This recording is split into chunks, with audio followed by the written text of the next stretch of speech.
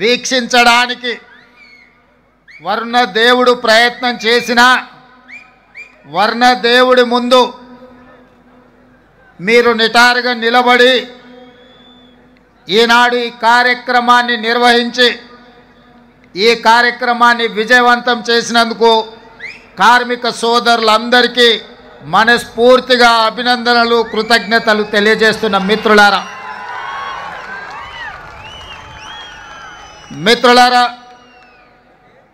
ఒకనాడు తెలుగు పరిశ్రమ అంటే మదరాసి అని పిలిచే సందర్భంలో తెలుగు పరిశ్రమని ప్రోత్సహించాలి, తెలుగు పరిశ్రమను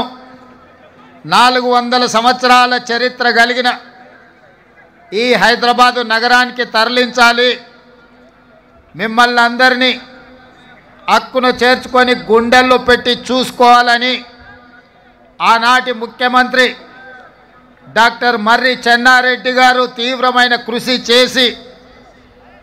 ఆనాటి సినిమా దిగ్గజాలైన అన్న నందమూరి తారక రామారావు గారిని, అక్కినేని నాగేశ్వరరావు గారిని, నటశేఖర కృష్ణను,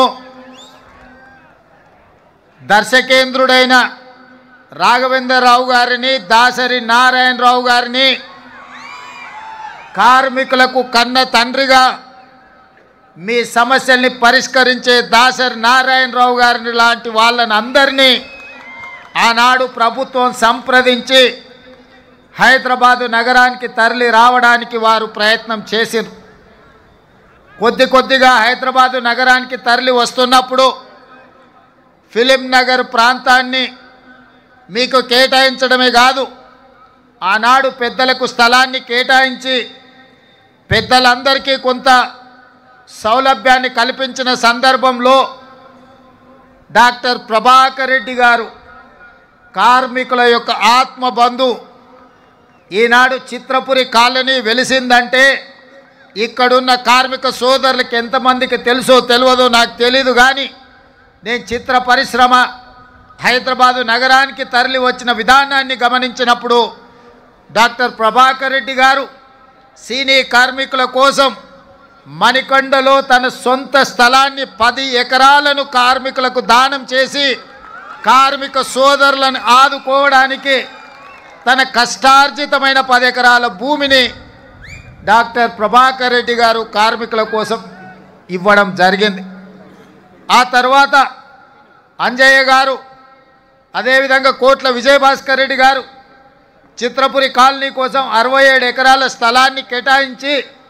సినీ కార్మికుల కోసం చిత్రపురి కాలనీని నిర్మించి ఈనాడు చిత్రపురి కాలనీకి ప్రపంచ స్థాయిలో గుర్తింపు రావడానికి ఆనాడు ఈ పెద్దలందరూ కృషి చేసినారు. ఇదే కాదు, ఈనాడు ప్రపంచ స్థాయి సినిమాలను నిర్మిస్తున్న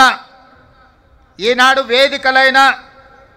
రామనాయుడు స్టూడియో కావచ్చు, పద్మాలయ స్టూడియో కావచ్చు, అన్నపూర్ణ స్టూడియో కావచ్చు, ఇలా ఈ స్టూడియోలకు కూడా చిత్ర పరిశ్రమను ప్రోత్సహించాలన్న ఆలోచనతోటి ఆనాడు అత్యంత చౌకగా ఆనాటి ప్రభుత్వం సినీ పరిశ్రమ పెద్దలకు స్టూడియోల కోసం స్థలాలను కేటాయించడం జరిగింది. ఆ విధంగా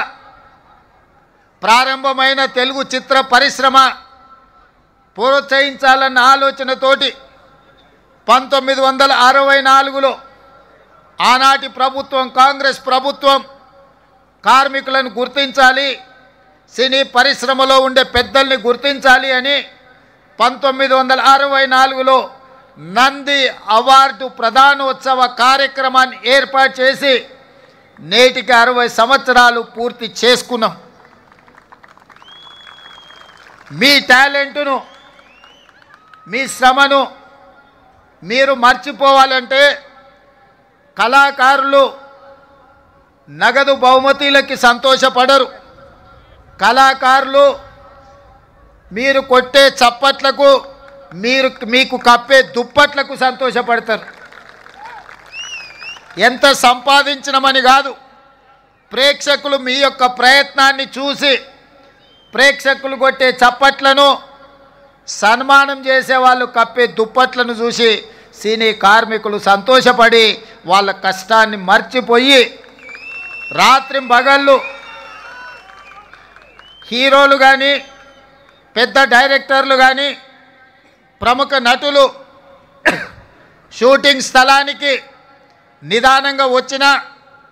ఒకవేళ ఉదయం 9 గంటలకు వాళ్ళకి షూటింగ్ ఉంటే 5 గంటలకే ఇంట్లో లేచి కన్న పిల్లల్ని కూడా వదిలేసి షూటింగ్ లొకేషన్కి బయలుదేరే కార్మికులు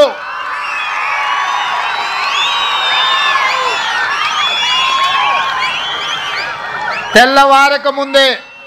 కోడి కూయక ముందే కన్న పిల్లల్ని చూసుకున్నా చూసుకోకపోయినా నిబద్ధతతో బాధ్యతతో చిత్ర పరిశ్రమకు అహర్నిశలు కృషి చేసి రాత్రి 9 గంటల వరకు షూటింగ్ ఉంటే 9 గంటలకే మీ పని అయిపోదు. గొప్ప కళాకారులు 9 గంటలకు షూటింగ్ ముగించుకొని వెళ్తే అన్నీ సర్దుకొని మళ్ళీ ఇంటికి చేరే వరకు రాత్రి 12-1 గంట అవుతుంది.